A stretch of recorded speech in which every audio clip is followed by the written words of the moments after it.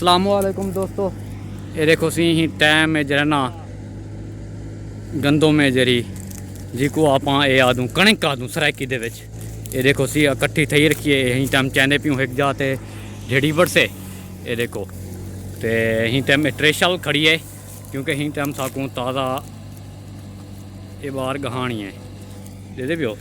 ये देखो यहीं टाइम लगी खड़ी है सी ले बारे तकरीबन त्रै कने का फर्क है तो यहीं टाइम चैंदे खड़न कट्ठे ये देखो तो मेहनत बड़ी है।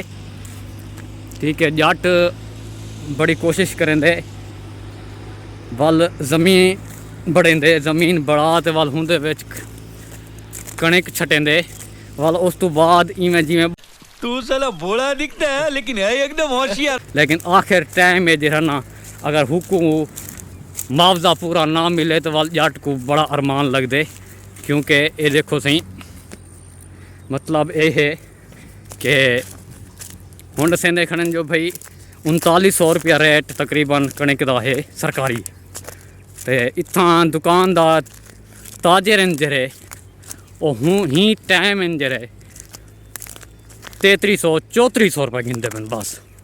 जट करीब परेशान है जो भाई क्या कहता मुझे। ये देखो सी मेहनत बड़ी है।